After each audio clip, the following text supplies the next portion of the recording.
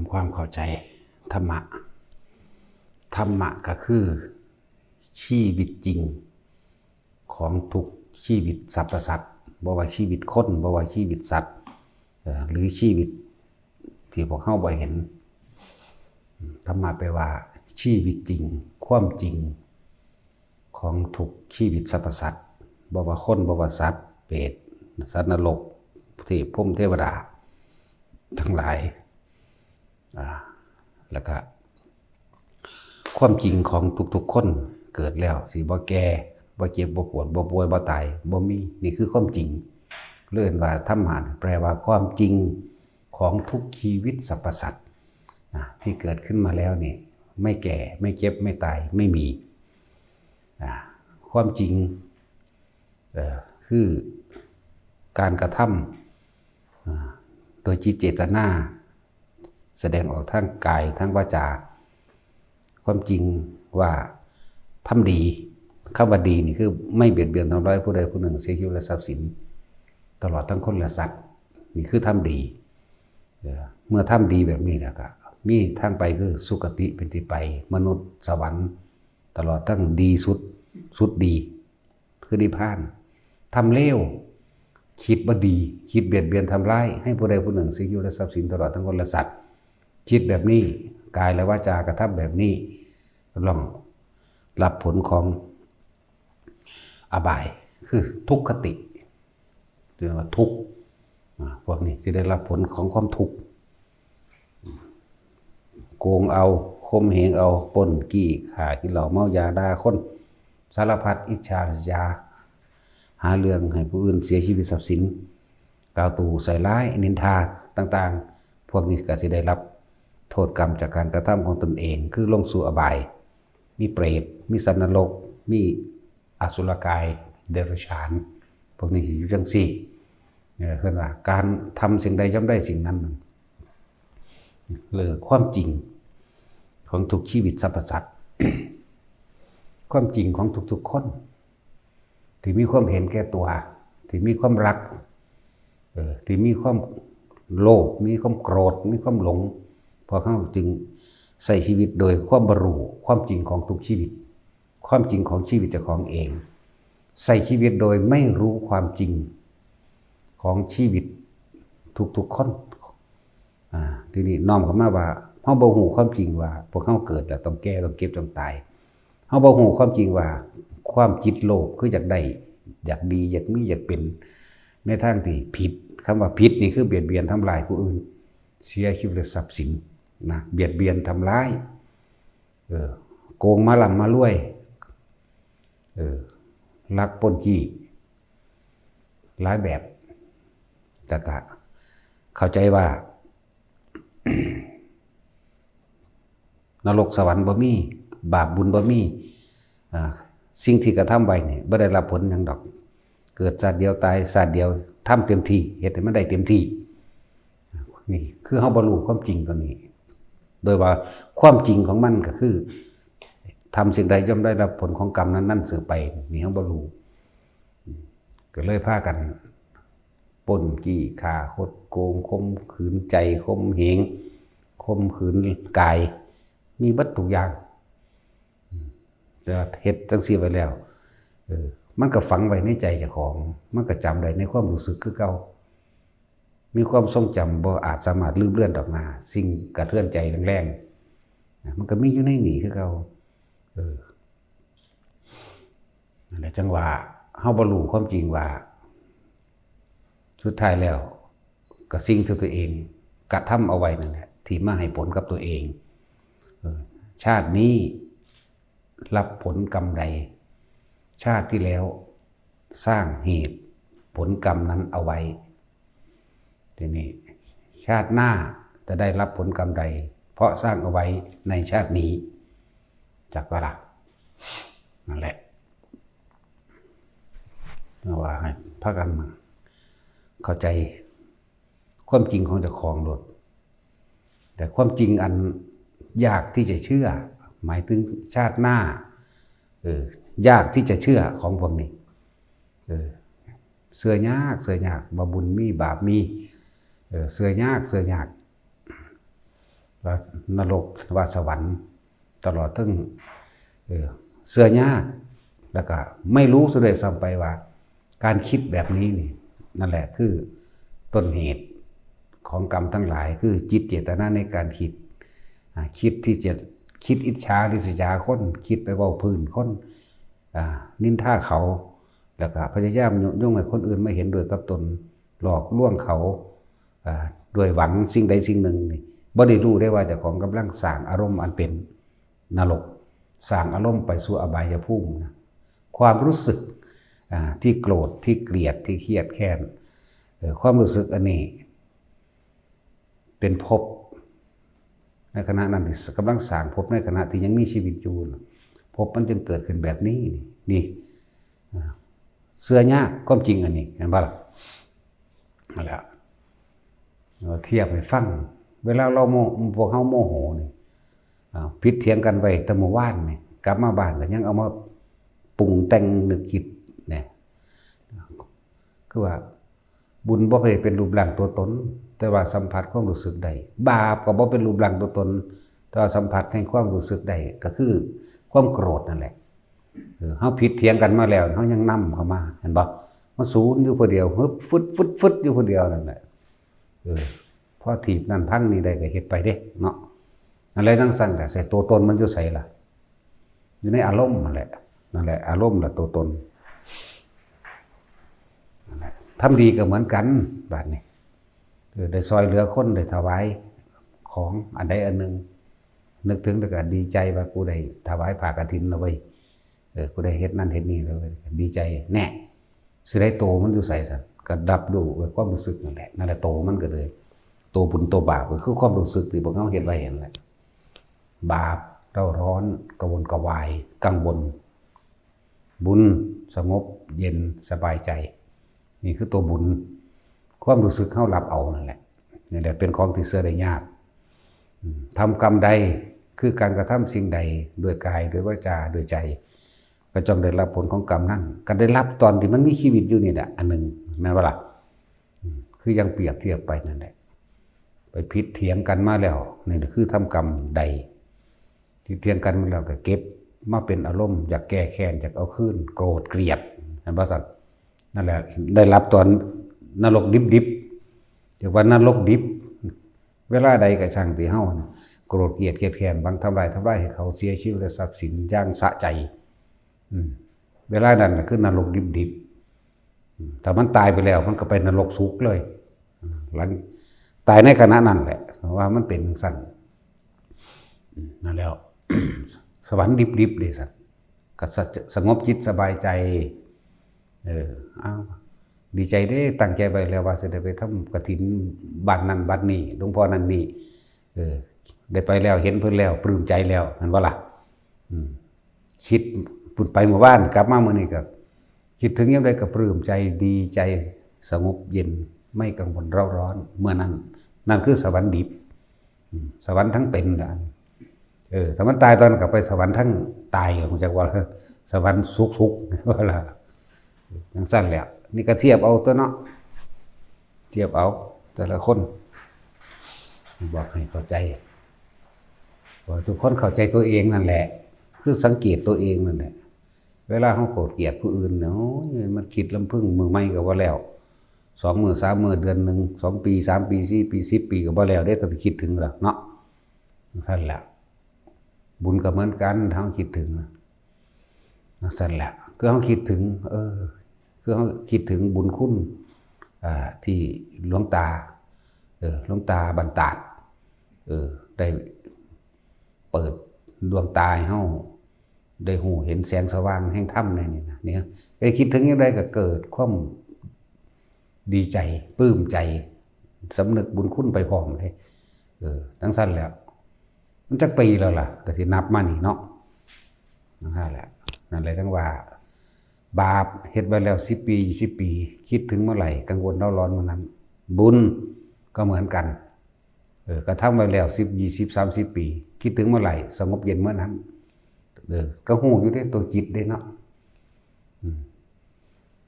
จิตเนี่ยรับรู้ร่วมสรรพสิ่งทุกอย่างไม่ว่าบุญหรือบาปเข้าใจป่ะนี่อาการ ของจิตก็คือความคิดนั่นเองความคิดนั่นแหละมันร่วมสรรพสิ่งอยู่แล้วจิตเป็นผู้รู้ผู้ร่วมสรรพสิ่งแห่งความทั้งหลายที่เราเห็นไว้ในอารมณ์ในสัญญาในเวทนาในทุกอย่างในหันแหละเห็นไว้แล้วเป็นสัญญากระรู้ในสัญญาจิตอาการของจิตเดก็คือไปคิดถึงเดินว่าเจตนาจิเจการไปคิดถึงต้องอาศัยรูปแห่งการกระทำเหมือนว่าจิเจรุนั่นถ้าคิดถึงสิ่งเหล่านั้นแล้วบัดนี้เฮาสิปรุงแต่งเป็นอารมณ์แบบใดคิดถึงเรื่องบ่ดี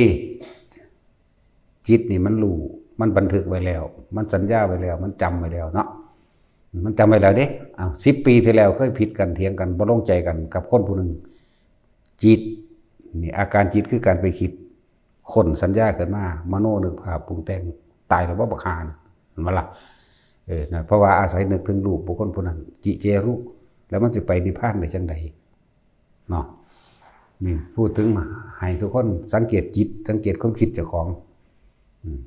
นั่นแหละบัดนี้สัญญาเวทยิตะเห็นว่าจิตกับสัญญามันบันทึกไว้แล้วบันทึกอย่างกันป่ะสัญญาที่ไม่ทำให้เวทนาเกิดขึ้นได้คือการรู้เท่าทันความคิดเจ้าของเองเข้าใจบ่ล่ะจิตหรือสัญญารวมอยู่ในนี้ทั้งหมดบัดนี้ระหว่างโตภากลางคือความคิด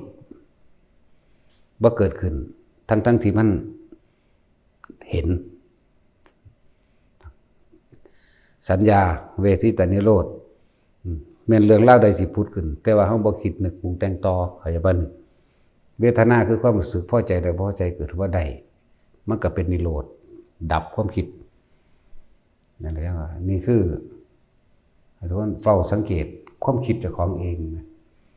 เวลาเฮาเป็นสุขหรือเป็นทุกข์นั่นแหละเพราะว่าเฮาคิดถึง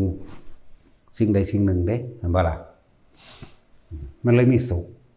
มันเลยมีทุกข์พอคิดถึงสิ่งใดสิ่งหนึ่งถ้าบ่คิดถึงแล้วปรุงแต่งจินตนาการมันก็บ่มีสุขแล้วก็บ่มีทุกข์พร้อมเนาะมันก็ดับนั่นตัวอะไรเพิ่นจึงมีวิธีหาเครื่องอยู่ให้พวกเฮาลมหายใจนั่นแหละเป็นเครื่องอยู่พวกเฮามันเคยชินมาแต่เกิดในการคิดเนาะบ่มีผู้ใดมาสอนเฮาได้แต่เกิดก็เลยพ่อแม่เฮาก็สอนบ่เป็นได้แน่จังซั่น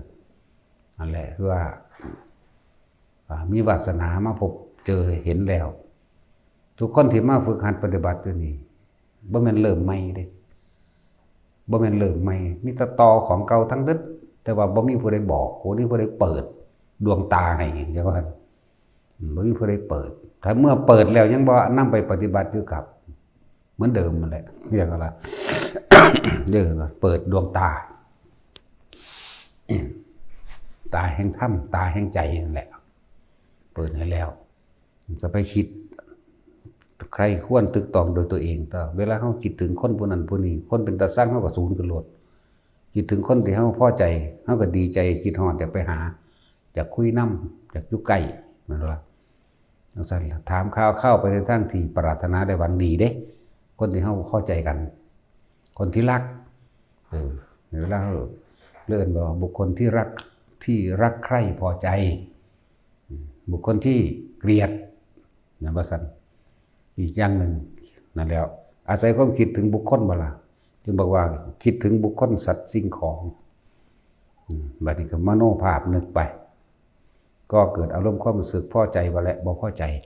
นั่นแหละภพคือความรู้สึกที่พอใจบ่พอใจภพคือความรู้สึกที่ว่าสุขภพคือความรู้สึกที่ว่ากูบ่พอใจคือทุกข์นั่นแหละนั่นแหละภพเป็นจังซั่น บัดนี้เฮามาตัดเอาปฏิจจสมุปบาทท่อนตัณหาคือความอยากแม่นบ่รวมมาอยากตัวเดียวซะก่อนอุปทานคือความยึดนี่ความอยากก็อยู่ในสัญญาอยู่ในจิตเห็นบ่อยู่ในสัญญาอยู่ในจิตเป็นอาการคิด เลื่อนว่าทิฏฐุประธานเอาความคิดเห็นเจ้าของเห็นว่าคิดไปเอาความคิดเจ้าของเราเป็นไงจากสิ่งที่ได้ยินได้ฟังได้รู้ได้เห็นได้ประสบพบมาเสียรพตุประธานด้วยความพอใจกามุปาทานพอใจกับบุคคลที่เกลียดกับพอใจได้อยากบ่นี่พอจะไปคิดถึงมันเห็นอย่างมันประสันนั่นแหละเลื่อนกามุปาทานอัตตวัตถุปทานคืออารมณ์ความรู้สึกที่พอใจและไม่พอใจเกิดขึ้นสี่โตนี่ทิฏฐุปทานเสียรพตุปทานกามุปทานและอัตตวัตถุปทานคืออันเดียวกันร่วมเราตรงที่ความรู้สึกจะบ่รู้สึกพอใจกับบุคคลที่รักรู้สึกไม่พอใจกับบุคคลที่เกลียดนี่เกิดนั่นแหละพบคือความรู้สึกนี่พอใจกับบ่พอใจนั่นแหละถ้าบ่มีความรู้สึกอีกอย่างเกิดขึ้นได้เลยมันก็บ่มีพบเกิดขึ้นบ่ได้มันก็บ่มีหม่องเกิดจิตไม่มีที่ตั้งวิญญาณไม่มีที่รับบ่ไปรับทราบในความรู้สึกพอใจบ่พอใจมันก็ดับตัวพบก็ดับชาติชรามรณะเกิดขึ้นไม่ได้ตัวจังว่าให้พวกเขาสังเกตความคิดเจ้าของเองเอาง่ายๆอย่าไปเฮ็ดยากวิธีสังเกตจิตเจ้าของก็คือวิธีเอาความคิดนั่นแหละเขามาคิดถึงลมเข้าและลมออกนี่เมื่อลมเข้าลมออกเมื่อมันตั้งมันเมื่อมันดีแล้วความรู้สึกในกายมันก็เกิดขึ้นทันทีอย่างเช่นอาการปิติต่างๆเกิดขึ้นแต่ว่าปิติ5ปิติ6ปิติเท่าไรก็ช่างเฮาย่นลงมาเพราะว่ามันเฟือเทศให้เฮาสับสนบ่เข้าใจว่าคือหยังแน่คุถกาปิติว่าเฮาอยู่กับลมหายใจแล้วจิตมันตั้งมั่นเรียกว่าเริ่มตั้งมั่นก็ว่าได้หรือตั้งมั่นก็ว่าได้เรียกว่าปัทมฌานเพ่งอยู่ในความรู้สึกที่เป็นหนึ่งความรู้สึกคือลมเข้าลมออกอาการปิติย่อมเกิดขึ้นปิติที่หนึ่งบางคนก็เกิดคนลุกคนพองสยองก้าวคุถกาปิติปิติที่สองบ่แม่นว่าพร้อมกันทั้งเบิดดอกเด้อไล่เอาแล้วแต่มันสิถือไผผู้ใดถือเขาอาการใดก็ให้คลายความสงสัยนะคณิกาปิติมีความปลื้มจิตจุกอกจุกข้อน้ำตาไหลหรือร้องไห้มีความสะอึกสะอื้นนี่ปิติที่สองปิติที่สามภารณาปิติมีอาการโยกซ้ายขวาหน้าหลังนะปิติที่สี่เห็นแสงสว่างดุจดังว่าสายฟ้าแลบหรือมีแสงวาบขึ้นทั้งหน้าทั้งหลังทั้งบนทั้งปีกระชังมันนี่ก็คือเป็นปิติที่สี่ปิติที่ห้าเป็นดุจดังว่ากายลอยขึ้นหรือกายนี่โพ่งขึ้นเบ่งขึ้นเบ่งตึงขึ้นนั่นแหละ โพ่งขึ้นเบ่งขึ้นตึงขึ้นหรือหนาตึงๆหยาๆช้าๆน่ะเหมือนดุจดังว่าคือมีแมงไตมื้อนั้นก็อยู่ในปิโตที่ห้าอยากว่าล่ะอยู่ในอุปงคาปิตินี่คือปิติห้าบัดนี้มันเฟือมันหลายเฮ็ดให้เฮาสงสัยนั่นนี่เฮาก็เลยมาสร้างฐานที่ตั้งแห่งจิตให้ความเอาตัวรู้เอาฐานที่ตั้งแห่งความรู้สึกไว้นี่ไว้หน้าผากเฮาเลยมีการฝึกตัวนี้ขึ้นมาเพื่อให้อยู่ในฐานเดียวอย่าหนีฐานเดียวอย่าออกไปอันอื่นให้จับให้มันคงไว้เรียกว่าฐานที่ตั้งแห่งจิตเพื่อทำให้เกิดสมาธิจิตตั้งมั่นตั้งไว้ตรงไหนในกายก็ตั้งไว้ตรงกลางหน้าผากอยู่ในกายเฮาอาศัยลมหายใจถ้าจะเอาเรื่องกายมันก็ใหญ่ก็เลยลมหายใจก็คือกายในกายอันหนึ่งเมื่อเฮาตั้งสังเกตความคิดสังเกตความรู้สึกโดยลมเข้าลมออกอยู่จังซี่แล้วเวทนามันก็เกิดแต่ว่าเวทนานอกหมายถึงพอใจกับบ่พอใจนะกับบุคคลสัตว์สิ่งของวันนี้เวทนาในคือเวทนาในเวทนาอุเบกขาเท่านั้นจึงสามารถเกิดเลิ่นว่าเป็นความรู้สึกตัวในกายของเราเองเวทนาในเวทนาจิตกับมันรับทราบแล้วจิตในจิตก็คือคุ้มไว้ให้มันรู้สึกตัวอยู่ในแค่นี้กายเวทนาจิตเวทนากายเรียกว่าจิตหนึ่งหรือรู้สึกตัวหรือจิตตั้งมั่นเป็นสมาธิเมื่อจิตมันตั้งมั่นตั้งตรงหน้าผากนั่นแหละ ต้องตั้งตรงหน้าผากเอาไว้เพื่อสิสังเกตความคิดเจ้าของถ้ามันไปหมายถึงไปคิดถึงบุคคลสัตว์สิ่งของดึงกลับขึ้นมาล่มก่อนเดี๋ยวมันก็ขึ้นมาหม่องเก่าอีกไปอีก ดึงกลับไปดึงกันกลับไปดึงกันกลับมาดึงนี่หมายถึงคิดดึงความคิดที่มันไปคิดถึงบ้านถึงคนที่รักถึงคนที่เกลียดถึงสัตว์ที่รักสัตว์ที่เกลียดหลายอย่างดึงกลับมาร่มก้อนแล้วมันก็ขึ้นถึงสี่นี่แหละมาสร้างความรู้สึกโตเป็นทั้งสี่โอ้ความรู้สึกโตบ่แม่นมีคุณค่ามหาศาลได้มีคุณค่ามากเพราะว่าเฮาสิได้อยู่ในตัวเองยังกระสังแม้กระทั่งหลวงตาแต่ห่มผ้าบ่ดีเพิ่นก็บ่เอาเด้นี่คือการเฮาคล้องผ้าห่มผ้านี่ขนาดกราบเพิ่นบ่ให้ลูกบวบตกที่เขาเอิ้นลูกบวบนี่เนี่ยลูกบวบถ้ากราบลูกบวบตกปุ๊บนี่เพิ่นเปี้ยงใส่เลยเด้ตัวเองยังรักษาตัวเองบ่ได้ตัวเองยังคุ้มครองตัวเองบ่ได้ไผสิไปคุ้มครองไผทันทีเลยเด้เปี้ยงเลยเด้ถ้าเขาไปสอดแสลใส่เพิ่นในพระวินัยเล่มไหนไม่มีในพระวินัยหรอกแต่เป็นความรู้สึกตัวหดเลยหัวใจของตัวพุ่นน่ะผู้ที่เพิ่นเอาขนาดนั้นเด้แต่กราบเพิ่นถ้ารู้บอกตัวปุ๊บเพิ่นรู้จักโลดว่าผู้นี้คุ้มครองตนเองบ่ได้บ่เด้บัดนี้สันข้าวกินข้าวก็คือกันเพิ่นสิเว้าโลดเด้ถ้าผู้ใดผ่าตกมาแน่อุโยญะนี่รสชาติอาหารเหยียบหัวมันเบิดมันบ่รู้สึกโตเลยว่ามันเฮ็ดหยังนั่นแต่ที่เว้าคือเพิ่นก็ได้นี่พวกพระเรานี่นะโลดสันอาหารนี่รสชาติอาหารเหยียบหัวมัน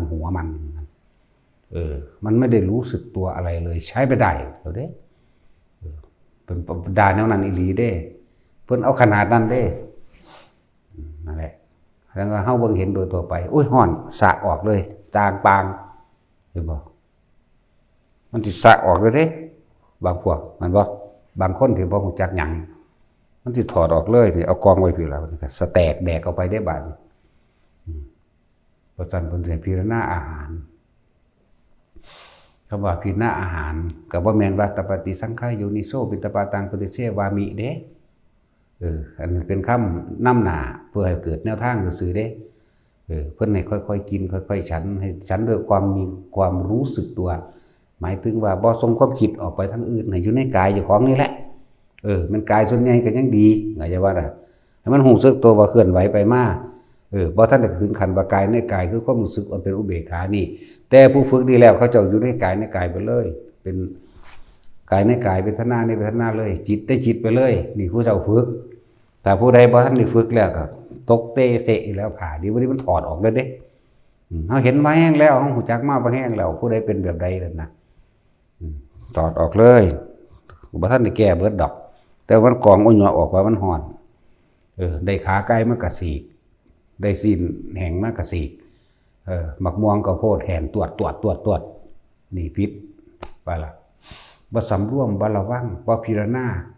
ถ้าว่าพิจารณามันก็ลึกลงเข้าไปมันก็ทั้งว่าเนื้อที่สันอยู่นี่น่ะปลานั่นน่ะมีกลางบ่เพิ่นให้อยู่ในตัวเองค่อยๆเบิ่งนี่เด้แล้วก็สันเป็นค่ำน้อยๆฉีกออกถ้าเป็นบักม่วงก็เฮ็ดเป็นค่ำน้อยๆถ้าบ่มีผู้ฝานผู้กะปิยังก็ต้องกะปิก่อนอยู่แล้วนะมันถ้ามันเป็นหมากมาเด้มันเป็นกีบใหญ่มาเด้ก็เอาซ่อนตักลงเป็นค่ำน้อยๆเห็นบ่ล่ะเนี่ยปฏิพิจารณาถ้าเป็นผลไม้มีหนอนบ่มีแมงบ่มีหนอนบ่มีแมงอันนั้นนี่อยู่บ่มันเน่าบ่ปฏิพิจารณาเด้บางอันมันก็มีหนอนบางอันก็มีแมงข้างอยู่ในหันสิแม่นี่เด้ขนาดนั้นแหละสั่นแล้วก็บ่เป็นที่น่าเกลียดได้บาดนี่อันพวกแห่งตรวจเพราะฉะนั้นสิว่ามาฝึกตนเองบ่เนาะ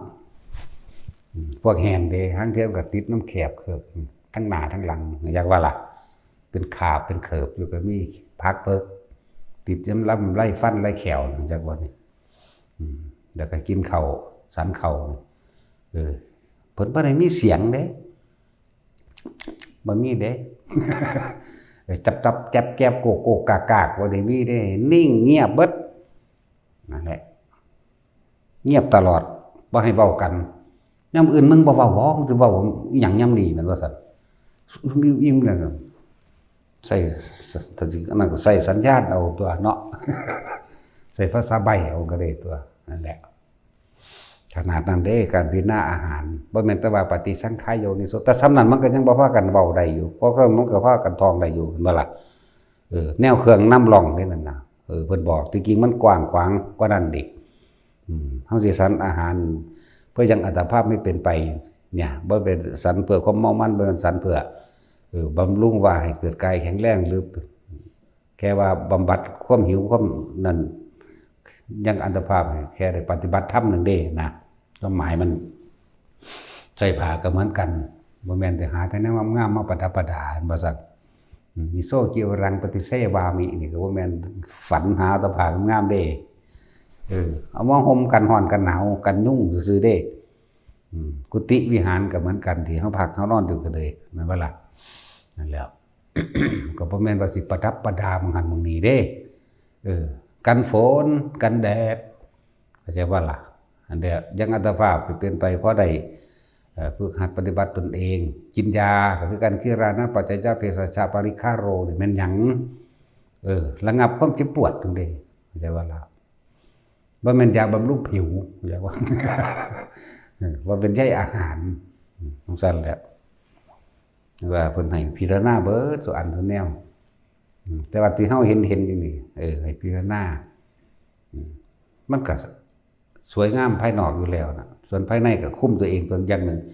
เมื่อถ้ามันสวยงามภายนอกมันคุมภายนอกแล้วก็แสดงว่าภายในได้คุมความรู้สึกตัวทอพร้อมเจ้าของเองมันคุมเจ้าของเองมันจึงแสดงออกมาภายนอกมันบ่ล่ะการห่มผ้าคุ้มผ้าจังซี่มันก็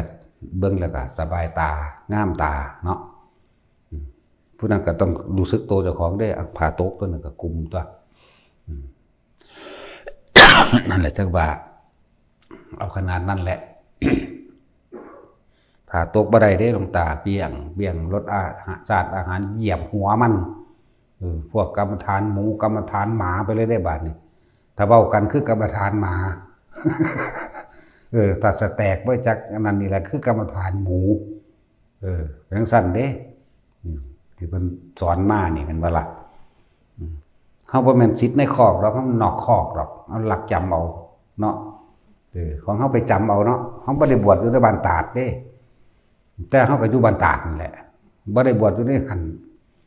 เพิ่นตายแล้วจังบวชแต่บวชในหันบ่ได้เพิ่นบ่ให้บวชก็เลยบวชบ่ได้พอตายแล้วลูกจังบวชแน่ก็จำเอาคำนั้นตัวแต่ว่าบ่ให้อยู่หันอีกเด้จักเป็นหยังจังบ่ให้อยู่นั่นแหละเพิ่นก็สิฮู้กว่าเฮานั่นแหละเพิ่นมีแต่ฝากว่าถ้าไปอยู่อุบลฝากตีปากพวกอุบลเนี่ยซั่นบ่ว่าแต่ตีแล้วอีพ่อกูบัดนี่เหยียบแมงละล้านเลยใส่บูทพร้อมอย่างเปื้อนตีนเนาะตาจุยเจ้าคนอุบลเว้ยคนหนาอ้างแต่ว่านักปาดข้อเจ้าของแม่นว่าซั่นเขาบอกยังเคยมาหูเบิดโดดพวกเมืองไรพระเมืองซี่แหละอีหลีเด้มันเป็นนักปาดดอนเด็กปาดข้อนั่นแหละผู้ใดเพิ่นหนีไปเบิดเพิ่นหนีไปจากนี่เพิ่นหนีเบิดเนาะแม่นว่าซั่นบ่ว่าผู้เสาบ่ว่าผู้มันเนาะหนีเบิดโอโลดหลายเด้แต่มาอ้างว่าเมืองนักปราชญ์กระชูนนั่นไล่เขาหนีเขาหนีไปอยู่เมืองอื่นเบิดเพิ่นให้เฮาระวังว่าสิเป็นการทานอาหารอหยังต่างๆให้เบิ่งเด้ปลามันมีกางหรือบ่มีกางที่จริงบ่ได้ให้เว้าว่าปลาบ่ให้เว้าว่าหมู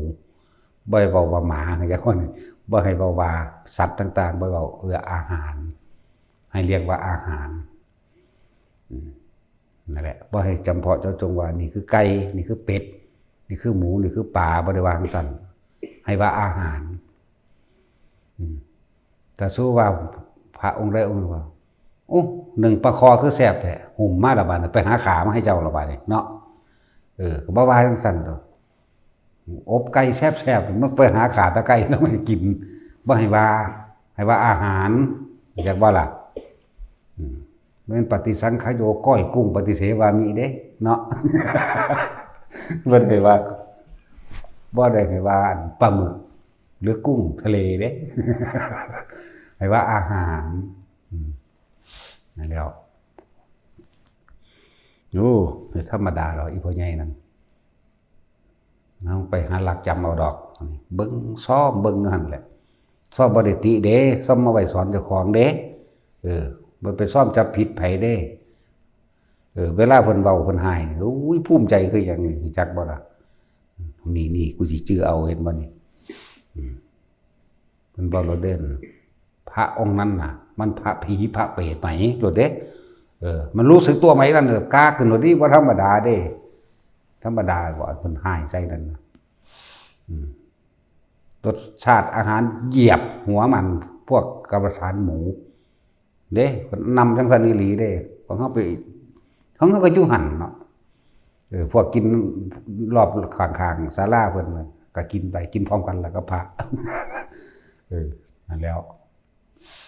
กินพร้อมกันเลยเด้เพิ่นบอกมีท้องคือกันมีปากคือกันเด้เพิ่นเว้าไปหั่นได้บ่ใหญ่อันนี้แต่ว่าเพิ่นแนมเอาพระหมดเด้คนบ่ปานใดเด้เพิ่นแนมเบิ่งแต่ผ่าตกเตะๆนี่เรียบร้อยเปี้ยงเปี้ยงเปี้ยงใส่เข้าบ้านนี่เฮ้ยแต่เสียงจักแจ๊กหรือว่ามีกลางค่าแขวเรื่องใดหนึ่งโดนนักก็เก่าอีกเจอกลางใหญ่เลยบัดหอดบ่ได้กินบ่ลงเลยว่าธรรมดาเด้บัดมันหายเอานั่นแหละมันบ่พิจารณาอาหารมันบ่เบิ่งความแยบคายมันหมดสาแตกบ่ได้บาดเอาละบาดนี่บ่ได้สัตว์เบิดทั้งนั้นแหละแม่นทั้งเบิดเลยบัดถ้าถือผู้หนึงแม่นทั้งเบิดโอ้เป็นธรรมดาเด้จังว่าเฮาก็นำความรู้แล้วนั่นแหละมาเฮาก็อยู่หั่นแหละบ่อยู่หั่นสิเห็นบ่เนาะแต่ว่าบ่ได้บวชอยู่หั่นเด้อผู้ใดเข้าใจว่าบวชอยู่หั่นบ่ได้บวชอยู่หั่นหลังจากคนตายแล้วฉะนั้นก็นำเอาข้อวัดปฏิบัติต่างๆตัวแต่ทำบัดเช้าทำบัดเย็นจังซี่ก็เอาแบบบรรดาลเด้ล่ะว่านั้นได้ก็ว่านั้นแหละจังว่าได้นำแนวทางไม่พวกเฮาได้เฮ็ดโอ้ยบ่ได้สบายจังเม็ดเด้ออยู่หั่นบ่มีไฟฟ้าเขาจักว่าบ่มีไฟฟ้าบ่มีโทรศัพท์บ่มีเน็ตอยู่นี่มีเบิดทุกแนวมีพัดลมตู้เย็นโทรทัศน์พัดลมเน็ตเด็ดมีเบิดยากตั้งแต่ว่าเน็ตบ่ทั่วซื่อๆได้อยู่ดีเนาะขอใหญ่กุดไปใหญ่กุดมาตั้งแทนสัญญาณเน็ตบ่ดีมันเป็นแนวอื่น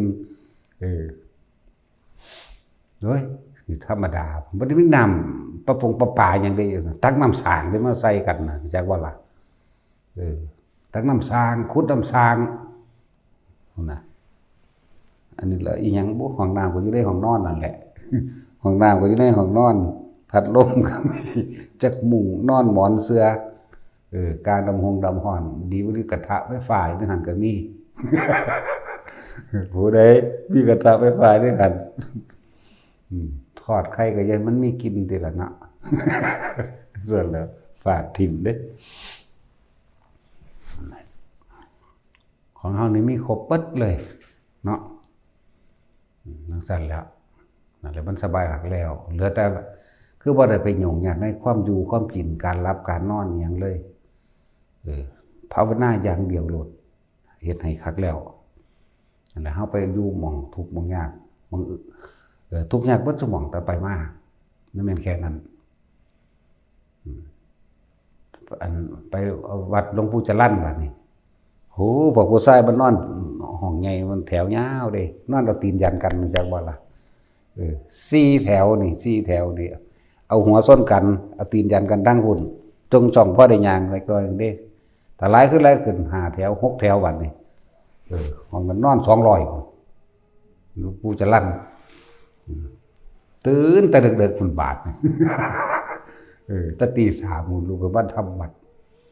ดเสร็จเรียบร้อยก็เอาละบัดนี้นั่ง30เดิน30ไปได้บัดนี้เอาละบัดยืนเนาะใจสิขาดนอน เหลือบตาแล้วเหลือบตาอีกกูสิศูนย์กูสิโดดถีบไปเนาะวะ โยกหนอย่างหนออยู่หั่นล่ะลงหนอโอ้ยเด้อ ครบอาทิตย์บ่เนาะกูว่ะ เจอถ้าเป็นเน้นพุ่นเด้ออันตัวนี้เด้อถ้าเป็นเน้นทางศูนย์คักอันนั้นยังว่าอดได้อยู่ ตั้งแต่สมัยเพิ่นเท่าใด40 ปีพุ่นมั้งอันตอนเป็นเน้นหังคักกว่านี้อีกนี่เพิ่นตัดออกมาเพิ่นตัดออกหนอลงมาหน่อยซื่อๆตัวนี้ ก็ได้ดีนำเพิ่นเด้ล่ะมันได้ความอดได้ความทนนำเพิ่นเด้ล่ะจังว่านั่นแหละครูบาอาจารย์ทั้งหลายนี่มีคุณประเสริฐสำเฮาเบิดนั่นแหละศูนย์อยู่แล้วทีแรกบาดมาบาดผ่านจากตรงนี้ได้มาเอาหม้องอื่นโอ้ยภาษาสำนีมันเด้มันไปคิดกับนั่นแล้วมันเลยง่ายก็ลงหนออยู่หั่นน่ะส้นเท้าลงหนออยู่หั่นบ่ยธรรมดา ยกซ้ายหนออยู่หั่นเดียวนี่เริ่มไปจังซั่นเด้ธรรมดาบ่นี่ก็นั่งนั่งคู่บัลลังก์นั่งสมาธิเพชรก็ว่าไปทั้งคนก็หากใส่หลังเฮาศอกใส่จักบาทซะบ่ มันเผากรรมเพิ่นว่าท่านละก็มีเบิดนั่นแหละ นอนเอาหัวส้นกันเอาหัวส้นกันตีนที่จงช่องพอได้ย่างไปเป็นแถว4แถวหัวส้นกันสุด200คนออกนั้นพวกผู้หญิงก็คือกันเด้พวกส่วนตัวก็มีอยู่ผู้ใดท่าน พวกบ่ส่วนตัวก็มีห้องร่วมนี่ที่หัวนั่นกันว่าละพวกยิ่งจังเว้ากันจุกจิกจุกจิกจังมันอีหยังพวกนั้นเนาะหังบ่ได้อยู่ใกล้กันโดยที่คนละฝากคือหรอก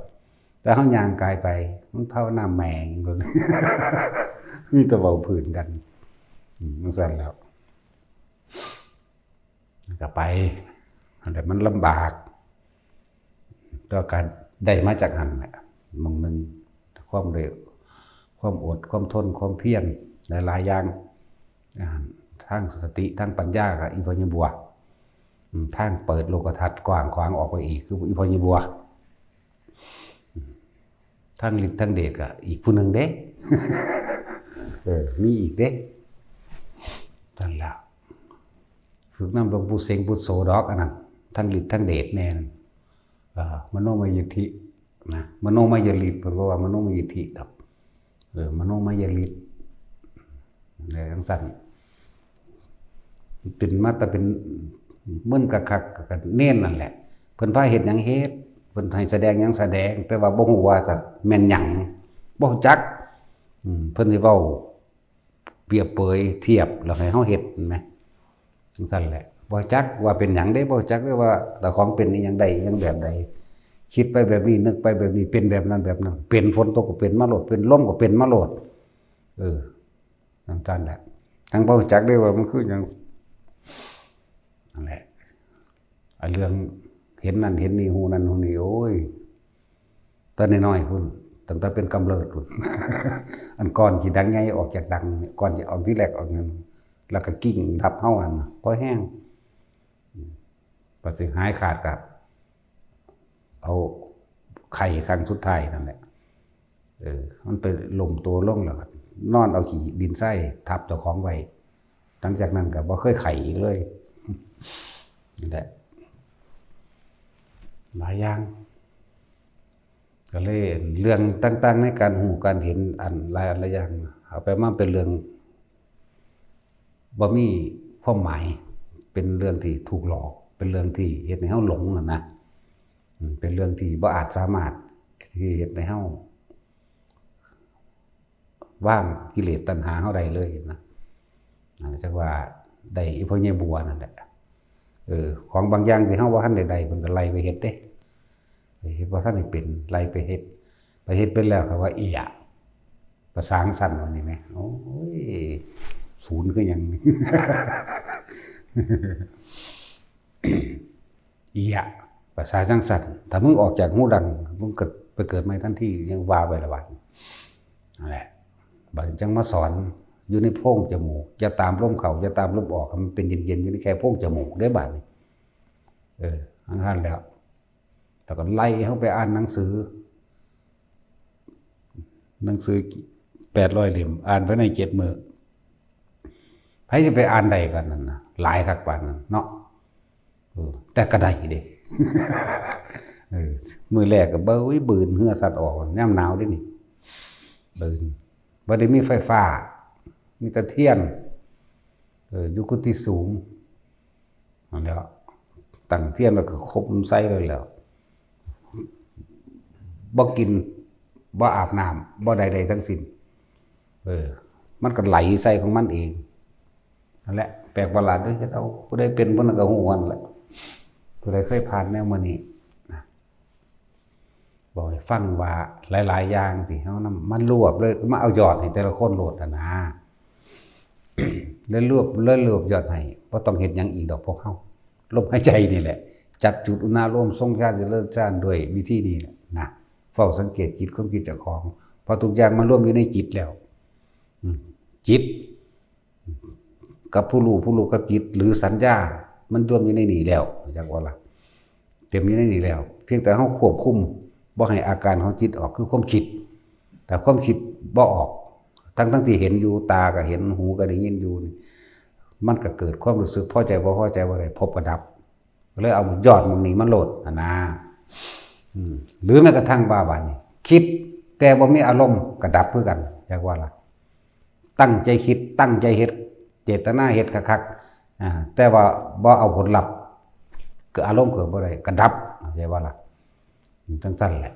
ให้ฝึกไปตัวนี้สักคนเด้จะพึงเอายอดมันเด้อไว้ก็ดี กูคือบ่เป็นคือเพิ่นเอาอีกแล้วห่างจากหมู่บ้านเขาเฮ็ดมา30 กว่าปีแล้ว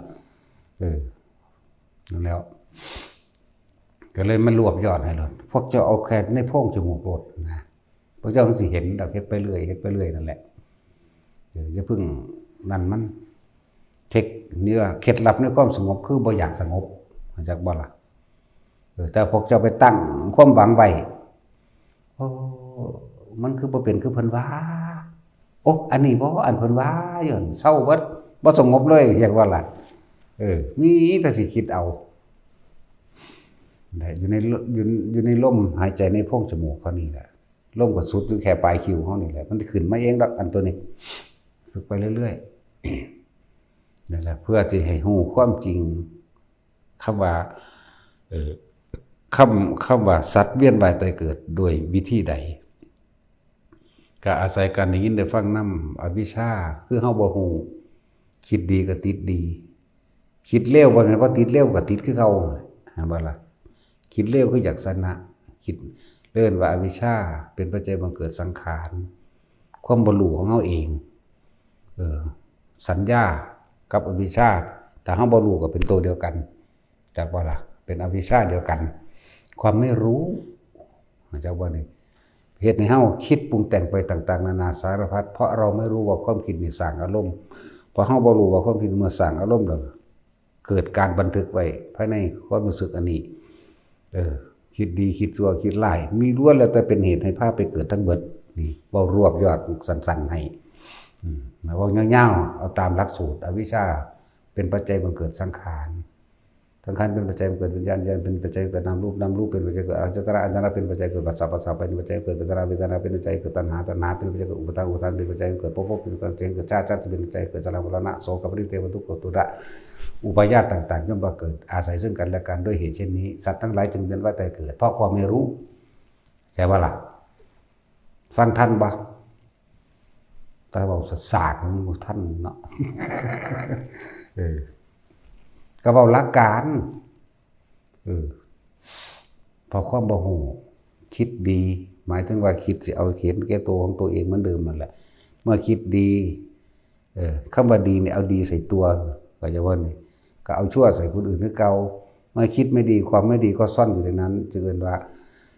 ปุญญาภิสังขารและอปุญญาภิสังขาร เนยชาพิสังขารแปลว่าความเข้าใจผิดคิดว่าคำว่าคิดว่าหยังก็ใส่จุดแล้วแต่จุดหมายของไผของมันนั่นจักบ่ได้นั่นแหละสังขารก็เลยแปลว่าความคิดปุญญาพิสังขารคิดแล้วทำให้ก่อเกิดความสงบคิดอยากทำบุญก็ก่อเกิดความสงบคิดอยากให้ทานรักษาศีลคิดอยากไปทำสมาธิคิดแล้วอยากสวดมนต์บทนั้นบทนี้ได้นี่เรียกว่าปุญญาพิสังขารคิดแล้วทำให้เกิดความสงบได้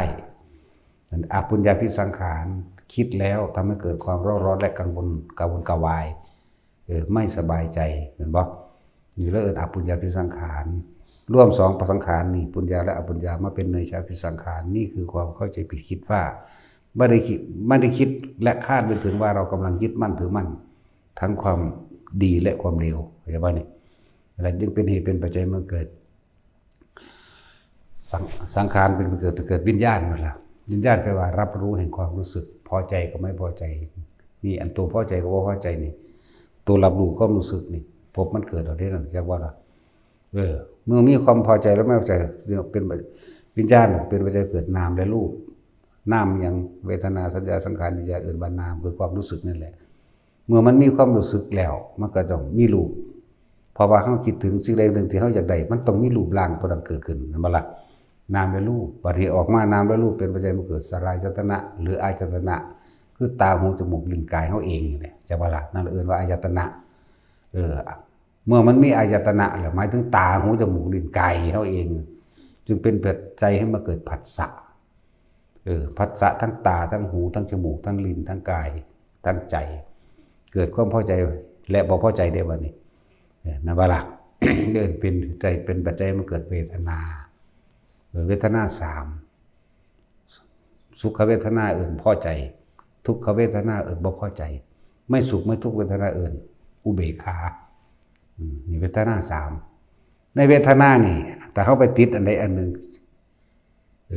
ถึงเป็นปัจจัยให้มาเกิดตัณหาส่วนมากคนสิตัณหาของเขาคือปรารถนาความสุขมันบ่นั่นแหละตัณหาอยากได้แบบนี้เรียกว่าตัณหาพอใจในกามพอใจในบุคคลอันเป็นที่รักที่พอรักใคร่พอใจนั่นแหละเรียกว่ากามตัณหากามตัณหาเมื่อมีกามตัณหาแล้วมันก็เป็นภวะตัณหามีภพเป็นที่ไปไอ้ว่านี่เป็นเหตุปัจจัยให้ไปในภพนั้นที่ตัวเองอยากนั่นเองแล้ววิภวะตัณหาคือความไม่พอใจบ่เข้าใจแต่ตัณหาจึงเป็นปัจจัยเมื่อเกิดอุปทานเมื่ออยากแล้วก็มียึดเนาะอุปทาน4กามุปทานทิฏฐุปทานเสรวัตตุปทานอัตตวาทุปทานเดี๋ยวกามุปทานคืออย่างทิฏฐุปทานคืออย่างทิฏฐุปทานหมายเอาความเห็นตัวเองเป็นใหญ่จากสิ่งที่ได้ยินได้ฟังได้รู้ได้เห็นได้เคยกระทำมาจนเกิดความเคยชิดเรียกว่าเสรวัตตุปทานด้วยความพอใจกามุปทานทิฏฐุปทานคืออารมณ์ความรู้สึกที่มันเกิดขึ้นพอใจมั่งไม่พอใจมั่งพอใจมั่งไม่พอใจมั่งแต่ว่าอุเบกขาหาบ่ได้เนาะแหละเมื่อไม่อุปทานแล้วก็เป็นปัจจัยบังเกิดภพตัวกันเฮาไปยึดในสิ่งใดความรู้สึกในส่วนใดถ้าโกรธเห็นป่ะมันจะมีคำว่าภพนี่กามภพรูปภพอรูปภพแม่นบ่กามภพนี่แหละมีหยังแน่ในกามภพสวรรค์ทั้ง6ชั้นไล่ลงมาหามนุษย์เดรัจฉานสัตว์โลกเปรตสุรกายนี่กามภพมันเวียนในตัวนี้เฮาไปพอใจในตัวนี้ที่จริงเฮาบ่ฮู้ว่าเฮาพอใจเด้น่ะจังว่านั่นแหละคือความไม่รู้น่ะจังซั่น ปฏิรูปภพคือหยังหมู่ภพทั้งหลายนั่นแหละภพ16สัตว์แต่ว่าตัดลงมาแค่11อันพวกนั้นมันอีกอีก5สัตว์มันเป็นของพระอนาคามีผู้เขาสิบรรลุในขันธ์นิพพานต่อไปแล้วตัดลงมาแค่นี้นั่นแหละหลายๆคนถือว่ามาฝึกระวังติดล่มเด้อระวังติดชานเด้อพวกเจ้าสิไปเกิดเป็นพ่มลูกฟักให้มันได้สักก้อนเถอะพ่มลูกหยังก็ดีเนาะฟังธรรมพระพุทธเจ้าเปียงอยู่นี่ก็สิบ่มีปัญญาเอาว่าสุกติติดอยู่หั่นดีมันบ่ล่ะแล้ว พูดไปเทียบเอาอีหยังมาอย่างแต่สมัยฤาษีชีไพรสมัยนั้นเขาเจ้าก็ได้สมาบัติ8พุ่นอภิญญาหาสมาบัติ8แต่ว่ามันบ่มีผู้นำคำว่าอนิจจังทุกขังอนัตตาสิ่งทั้งหลายทั้งปวงมีความเกิดดับเป็นธรรมดาหาความจีรังยั่งยืนไม่ได้ไม่ควรเข้าไปยึดมั่นถือมั่นมันว่าท่านมีคำสอนตัวนี้เมื่อมันมีแล้วพออยากยืดก็ยืดสั้นตัวเนาะสงบกับว่าเอาบ่สงบกับว่าเอาเข้าใจว่านี่ให้มันแค่รู้ซื่อๆนี่แน่ยังก็บ่จีรังยั่งยืนบ่ควรเข้าไปยึดเอาถือเอามันก็แค่นั่นแหละมันเป็นของมันแบบนั้นบ่มีหยังจีรังนึงว่าอยู่เข้าใจบ่ล่ะบ่มีหยังเที่ยงแท้จักอย่างแค่นี้นึงนี่เด้สุดยอดแห่งปัญญาก็เลยยากหยังเนาะซั่นแล้วเดี๋ยวเข้ามาพบ กามภพก็บอกแล้วรูปภพก็คือภพทั้ง16สั้นนั่นแหละเข้าใจบ่ล่ะอรูปภพคืออรูปภพ4สั้นภพโลกมีอยู่20แต่ว่าแบ่งเป็นรูปนี่16แบ่งเป็นอรูป4มีพัน1บ่มี2เนี่ยก็ละนั่นแหละไปฟังมาสร้างไปฟังมาแล้วยานเขาไปติดซั่นให้มันติดเถอะส่วนมากมันจะไปหานรกหลายกว่าเนาะ ให้มันเป็นตะคอนเถาะข้อมลูกเฟิกยังก็ดีไปหาสำนวนโวหารอย่างมาทางนั้นนั่นดอกเกิดในยุคสมัยที่พระพุทธเจ้าได้เกิดขึ้นแล้วมันบ่ลูกฟักดอกมีแต่มันสิต่อข้างบนเลยอยากบ่ล่ะที่พระเฮ็ดอยู่เดี๋ยวนี้ติดก็ติดไปเถอะติดในชาติติดในลมหายใจ1 2 3หรือ4ก็สร้างมันสิตายแน่นก็ตามสุดท้ายแล้วมันจะไปแก้ไขตัวเองข้างบนเพราะว่าสุตตะหมายถึงพวกเฮาได้ยินได้ฟังอยู่ตลอดนี่แม่นว่าสัตว์ก็จังเฮาได้ยินได้ฟังอยู่ตลอดมันก็เปลี่ยนแก้ไขดัดแปลงตัวเองตัวตะกี้บ่มีผู้ใดมาสอนเด้ทุกสมุทัยนิโรธมรรคมีองค์8บ่มีไผสอนเด้อันนี้จังทุกขังอนัตตาบ่มีเหตุแห่งสัตว์ทั้งหลายเวียนว่ายตายเกิดคือปฏิจจสมุปบาทบ่มีเหตุแห่งความดับคือดับอวิชชาทั้งหลายนี่บ่มีไผสอนแน่มันก็ไปยังสั่นเด้อมันก็ยังดีได้ล่ะเกิดเป็นพรหมแล้วก็บ่แม่นว่าเขาสิตกนรกอย่างเดียวดอกผู้ลงมาเป็นคนเลยก็มีจังสั่นเด้อนั่นแหละ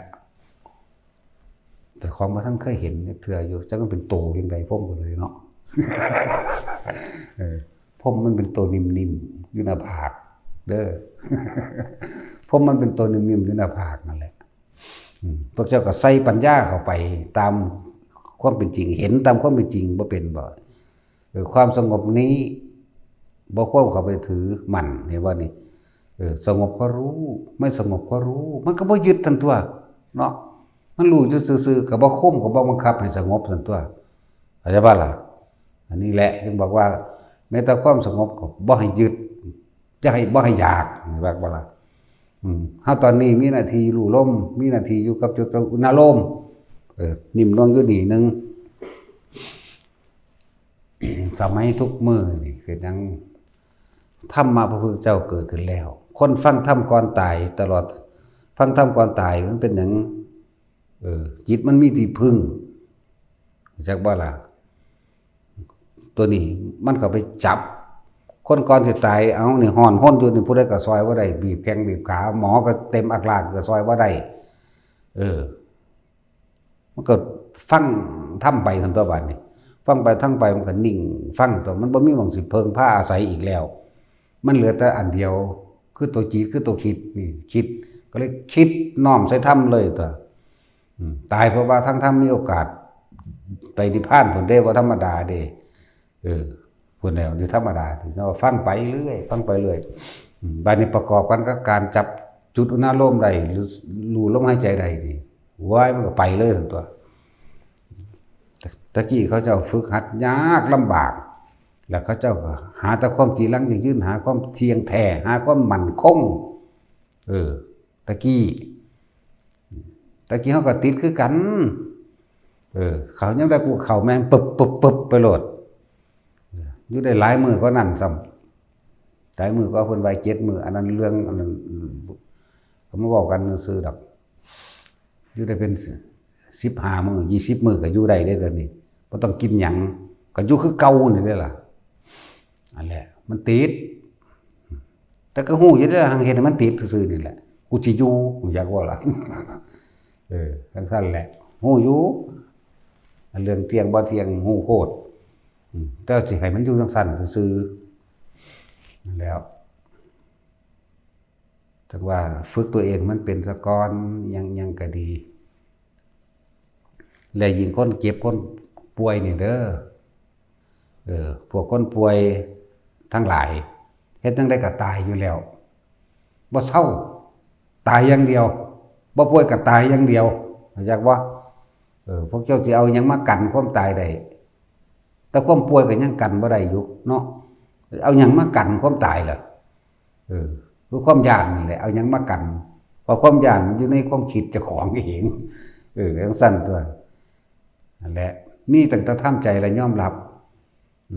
คนเกิดมาแล้วสิบ่ตายบ่มีจักคนดอกตายทั้งเบิดแน่มั้ยคือยอมรับมันมั้ยยอมรับมันก็เกิดความผ่อนคลายและสบายใจตัวรอแต่เวลาว่ามันสิกังวลบ่ฉะนั้นเพิ่นจึงให้เฮาฝึกอยู่กับลมหายใจเป็นเบื้องต้นว่าแต่เบื้องต้นแล้วทำกลางพร้อมที่สุดพร้อมเด้คนเฮาบาดสิตายจริงๆมันแป๊บเข้ามาลมหายใจคือเก่าเด้เป็นหยังเคยทรงชาติเจริญชาติจับอยู่ในลมก็เพราะว่าให้มันเป็นเครื่องอยู่เพราะทุกคนทำการทำงานอยากว่าล่ะบ่ทันได้เด็ดเดียวถึงขั้นนั้นดอกถึงขั้นที่ป๋าผัวป๋าเมียออกมาได้ดอกมันว่าล่ะจิตมันมีหม่องพักจิตสงบจิตก็ว่าไปสงบความคิดนั่นแหละบ่ให้มันไปเร่งการเร่งงานมันเมื่อยเด้นั่นบ่ล่ะถ้าเฮาบ่เร่งมีแต่รู้ซื่อๆมันก็บ่เมื่อยเด้ล่ะรู้สึกโตเนี่ยรู้อันนวลๆอยู่นี่ทำไปนั่นว่าให้ทุกคนเข้าใจนี่แหละคำว่าธรรมะความจริงของสัตว์ทั้งหลายที่เวียนว่ายตายเกิดเพราะความไม่รู้ในการคิดอย่างนี้ทั้งดีก็ตามชั่วก็ตามเป็นความเข้าใจผิดคิดว่านี่จึงเป็นเหตุให้ปัจจัยทั้งหลายสัตว์เวียนว่ายตายเกิดให้เกิดวิญญาณรับรู้ความรู้สึกพอใจหรือบ่พอใจมั่งจึงเกิดน้ำคืออารมณ์ทั้งหมดละน้ำหมดเลยรวมอยู่ในนั้นคืออารมณ์ตัวเดียวนี่แหละเวทนาสัญญาสังขารวิญญาณคือน้ำนั่นบ่ล่ะเพราะอาศัยรูปเป็นที่ตั้งจิตมีที่ตั้งนามารูปเป็นปัจจัยมันเกิดอายตนะตัวตาหูจมูกลิ้นกายใจนั่นแหละอายตนะก็เลยเป็นปัจจัยมันเกิดผัสสะสุขเวทนาทุกขเวทนาไม่สุขไม่ทุกขเวทนาผัสสะพอใจบ่พอใจนี่แหละนี่ครับนำลงมั่งจุดเดียวนี่ก็ได้ตัวเกิดเวทนาก็เป็นตัณหาของตัวคือความอยากนั่นบ่ล่ะความอยากก็อยากให้ได้ตามอารมณ์นี่แหละอารมณ์พอใจตัวเดียวนี่แหละเห็นว่านี่ก็เพราะว่าความอยากได้ดังใจความอยากให้มันเป็นแบบนี้มันบ่เป็นก็ศูนย์นั่นตัวบัดนี้มันมีโลภแล้วมันก็มีโกรธก็มีหลงไปในตัวเองแหละหรือถ้าเกิดตัณหาคือความอยากก็เพราะว่าความยึดนั่นว่าซั่นเมื่อมันมียึดแล้วตายไปแล้วก็เป็นไปตามอารมณ์ที่มันไปหายึดไว้ก็เป็นภพกรรมภพรูปภพอรูปภพก็ว่าไปเมื่อมีภพที่ทางเป็นทางไปแล้วก็เป็นชาติไปว่าเกิดเมื่อไม่เกิดแล้วก็มีชราเมื่อมีชราแล้วก็มรณะนั่นว่าซั่นโสกปริเทวทุกขโทมนัสโทมนัสคัดใจเครื่องใจกูว่าอยากตายอยากบ่โทมนัสแปลว่าทุกข์อย่างแสนสาหัสทุกข์ยิ่งกว่าทุกข์ ทุกข์ยิ่งกว่าทุกข์ทั้งกายจากบ่นี่ทุกข์ทั้งใจด้วยน่ะโทมนัสคัดใจนั่นน่ะโสกปริเทวทุกขโทมนัสสุปายาสาโศกเศร้าลำพึงลำพันบ่อยากตายจากผัวบ่อยากตายจากเมียจากลูกจากเต้าจากหลานห่วงระลึกพึ่งคิดอยู่พอเท่านั้นเสือกตายซ้ำแน่เกิดแล้วสิบ่ตายบ่มีฉะนั้นคนป่วยหรือบ่ป่วยก็สร้างเฮาทำใจยอมรับมันไว้แต่ตอนนี้นั่นแหละอย่าเฮาทำใจยอมรับมันไว้เฮ็ดจังได๋เฮาสิผ่อนคลายความหวาดกลัวมันบ่ล่ะผ่อนคลายความโศกปริเทวทุกข์นี่แหละมันจังว่าล่ะความโศกความเศร้าผ่อนคลายเพื่อที่มันเกิดความยอมรับก็เลยมีการฝึกในลมหายใจฝึกทรงฌานจับจุดนาโลม อยู่ในอาการปิติปราโมทย์จิตเบิกบานและแช่มชื่นตัวเฮายอมรับมันแล้วว่ากายนี่บ่เหลือตายแน่บ่มีเครื่องป้องกันร่างกายนี่ตายได้เลยจักบ่ บ่มีอะไรยอมรับมันก็อยู่กับลมถึงเวลามันสิตายจริงๆมันสิลืมอย่างอื่นจักว่ามันสิลืมความเจ็บความปวดลืมความป่วยแม้กระทั่งลืมความตายมันสิเข้ามาอยู่กับลมไปฟังทำไปพร้อมเครื่องไปกับทำตายในลมซ้ำปึ๊ดดีบ่ดีได้อรหันต์เลยนี่แล้วมันบ่แม่นของน้อยๆได้อันเน้นอยู่ซุมื้อนี่บ่ได้บายอย่างอื่นไปบันไดเด้เนาะบ่ตันเก่านี่แหละบอกแต่เรื่องลมบอกแต่เรื่องจับจุดอนาโลมนี่แหละอันอื่นๆก็ตีแขนงไปเอาเองแต่ประสบการณ์ชีวิตของแต่ละคนผ่านมามันบ่ต่างกันดอกตัณหาเดียวกันความอยากเดียวกันอุปทานเดียวกันเจ็บปวดเหมือนกันนั่นบ่ล่ะเคยอกหักเคยผิดหวังเหมือนกันเคยสมหวังเหมือนกัน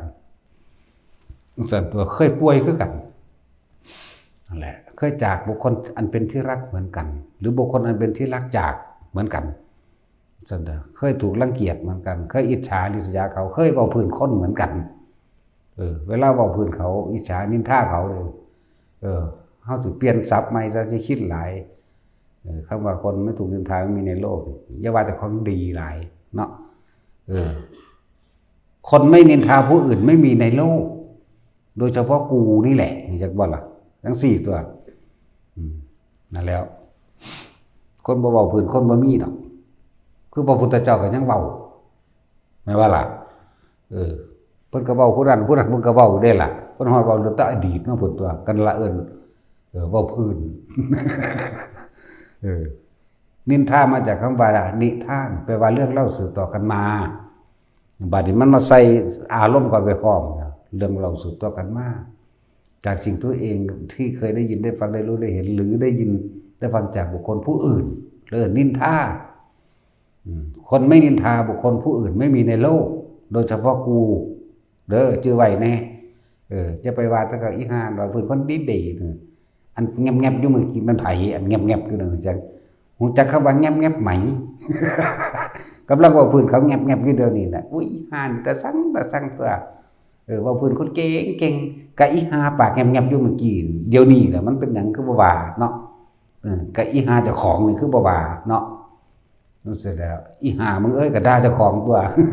จะไปด่าผู้อื่นจะไปเน้นจะไปเพ่งใส่ผู้อื่นตัวนั่นแหละสำหรับคนป่วยฝึกไว้ชีวิตเฮาผ่านนี่ยังมากกันล่ะสมควรถิ่มมันเนาะฮู้แล้วแหละว่ามันบ่ขี้ลังจังยืนฮู้แล้วแหละว่าบ่แท้บ่แน่บ่นอนบ่มีอีหยังเที่ยงแท้แน่นอนจักอย่างฮู้แล้วล่ะบ่ว่าใจเขาบ่ว่าใจเขาบ่ว่าใจเราบ่ว่าใจบ่ว่าสัตว์บ่ว่าสิ่งของทุกอย่างเปลี่ยนแปลงเสมอแม่นบ่ล่ะชีวิตพวกเฮาผ่านนี่ยังมาหลายคักแล้วแต่เฮาสิคิดถึงความจริงของตัวเองบ่ที่มันโศกมันเศร้ามันเป็นทุกข์ทนกังวลใจนี่เป็นหยังความยึดเด้นั่นยึดในความพอใจนั่นแหละผ่านนี่ยังมาหลายแล้วล่ะสมควรสิเอาทิ่มนั่นล่ะอันที่มันผ่านมาก็เลยอย่าดึงมันเข้ามาอยู่ในนี่หลายเถอะเนาะ นั่นแหละวิธีฝึกเพื่อให้ลืมตัดยาอารมณ์ความรู้สึกเก่าๆเพื่อให้ลืมเด้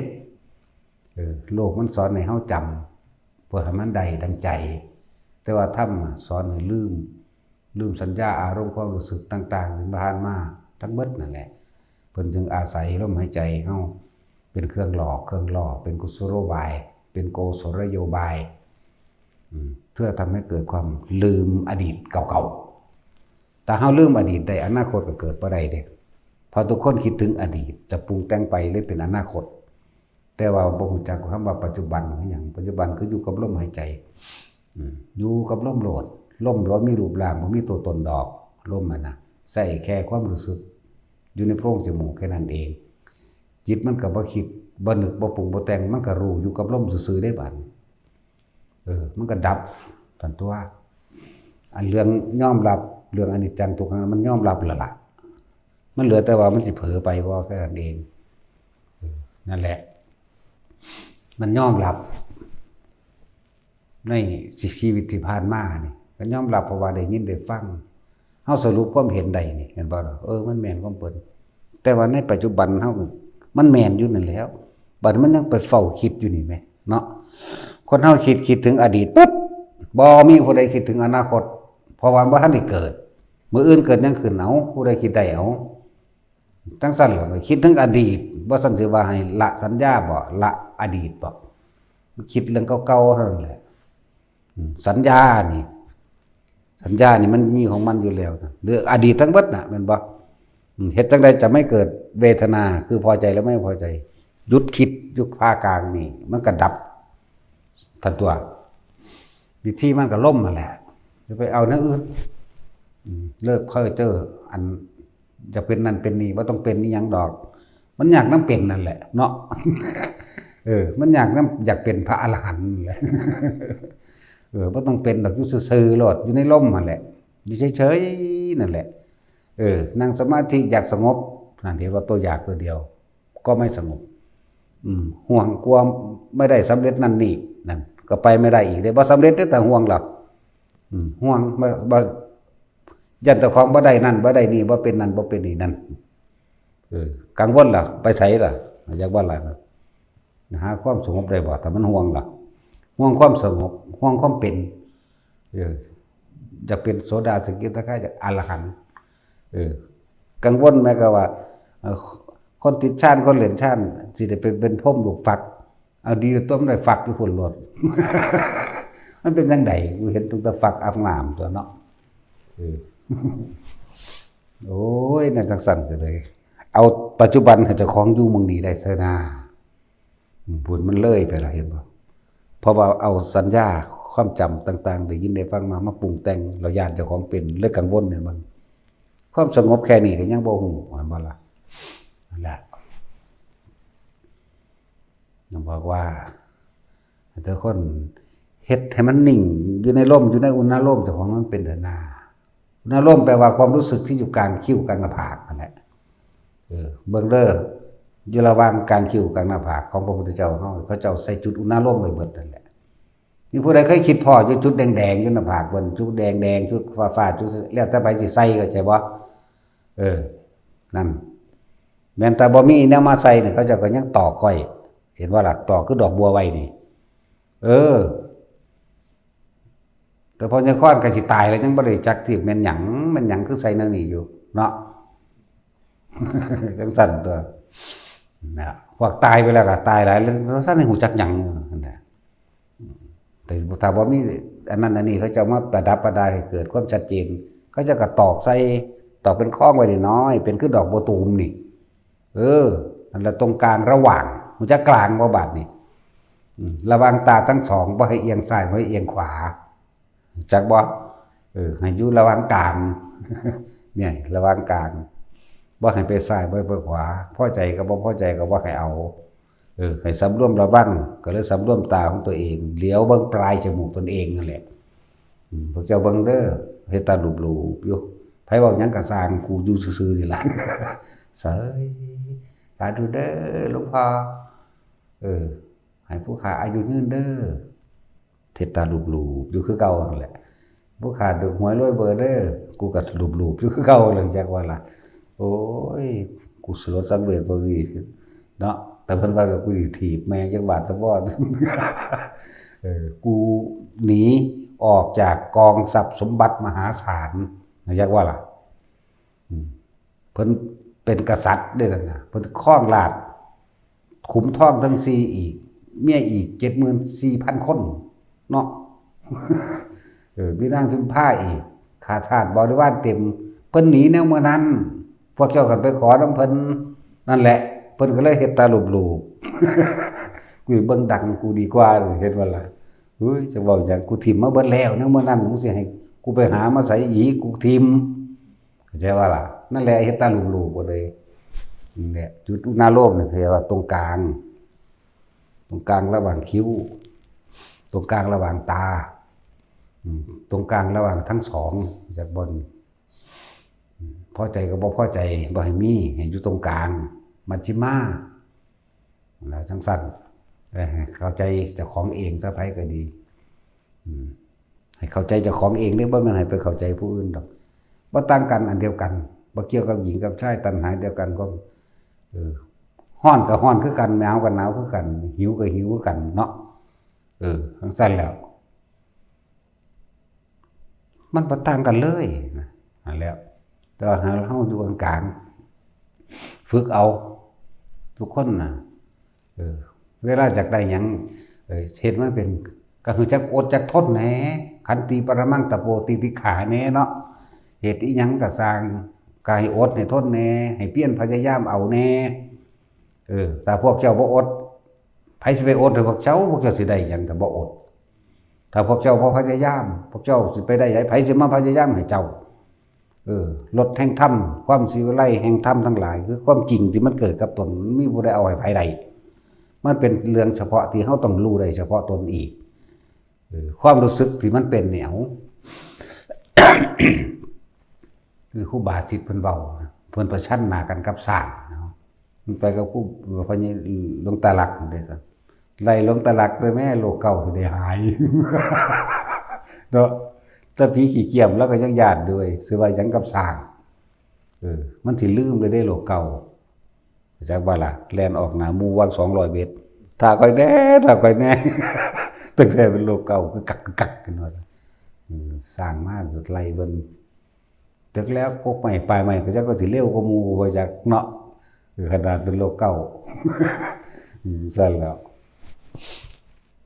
ผลแห่งการทรงชาติเจริญชาติผลแห่งการฝึกลมหายใจกับตลอดกับการจับจุดหน้าลมเวลาถึงเหตุการณ์ประชันหน้าปึ๊บมันสิเป็นของมันเองจากว่าโตนี่แข็งขึ้นมาเลยปึ๊บขึ้นมาขนลุกขนพองสุดยอดเก่าขนหัวลุกแบบปานหญ้าคาตั้งขึ้นวือขึ้นเด้บ่ธรรมดาเด้ค่อยถอดความรู้สึกเพิ่นให้พวกเจ้าฟังก็ได้มันจะวือขึ้นเบิดเลยดิเป็นวืดนี่รถแห่งธรรมเห็นบ่นี่คือความสิวิไลหรือรถแห่งธรรมแห่งความจริงในขณะที่มันเกิดนี่วืดขึ้นรูขึ้นเลยธรรมดาว่าสิหนีก็บ่แม่นสิบ่หนีก็บ่แม่นนี่มันบอกบ่ถูกเด้มันเพ่งมันจ้องอยู่ข้างมันน่ะสร้างกับปัดกวาดกดเวียงบาด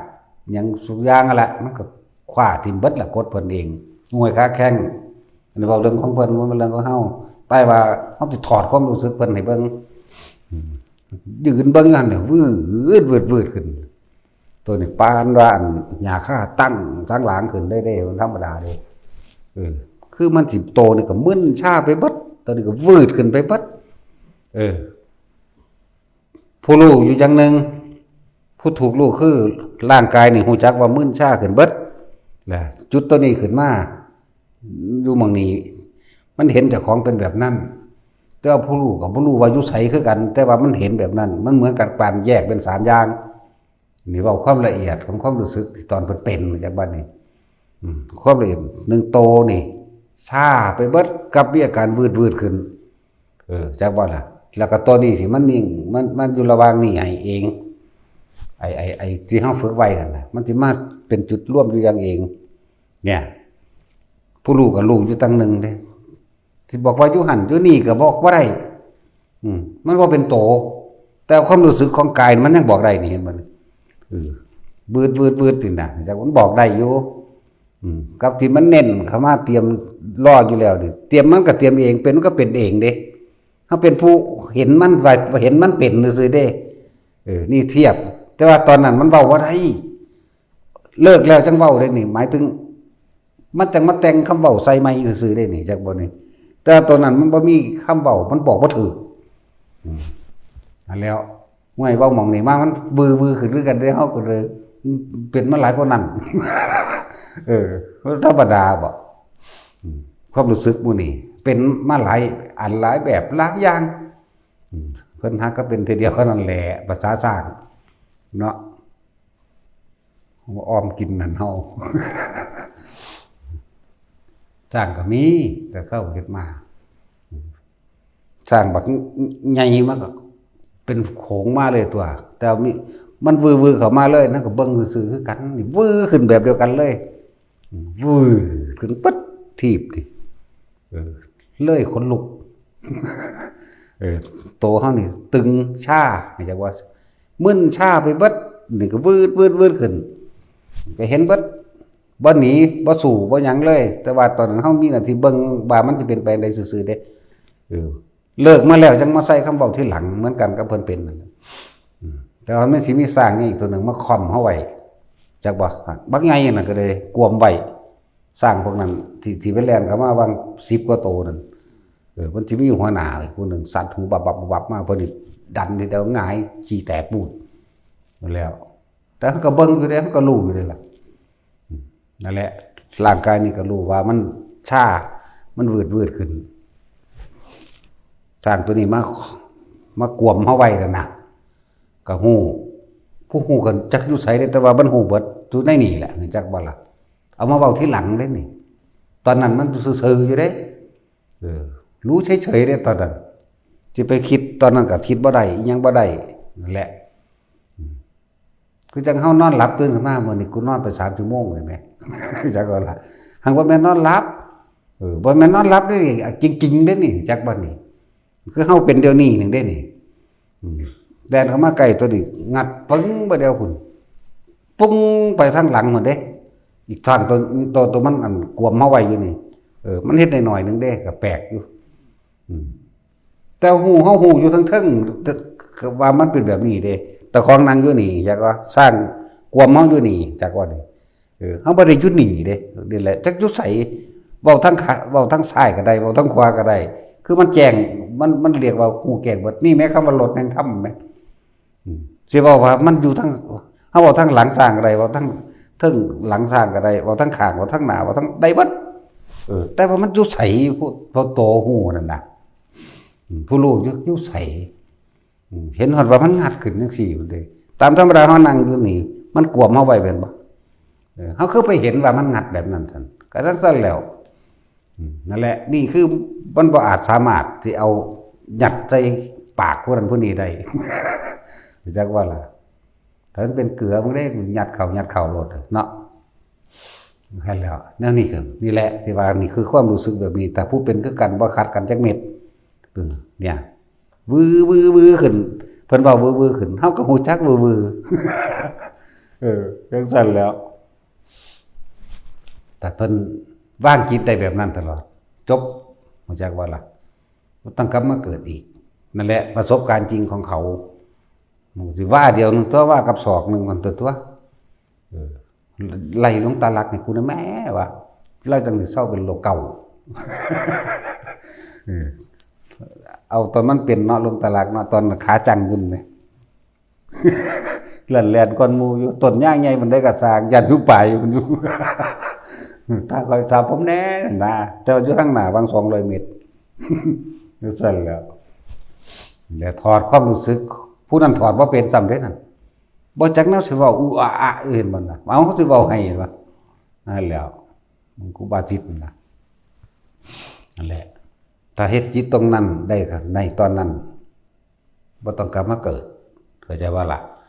ตอนที่ประสันกันนั่นน่ะมันไปแล้วจังพากันมาเก็บกดที่เห็นเนาะจังซั่นแล้วยังว่าโอ้ยไปเที่ยวหน้ากูให้มันไหลลงตะลักหลอดบ่ดอนี่คือเหตุการณ์มันสิเป็นเราเองผู้ใดสิไปคาดว่าคือบ่เฮ็ดจังซั่นคือเป็นจังซี่อย่ามาเว้ามันเป็นปัจจุบันใส่กันเลยมันตกสะเพอใส่กันเลยแต่ว่าผลของการทรงชาติผลของการรู้ลมหายใจหนึ่งผลของการที่เพิ่น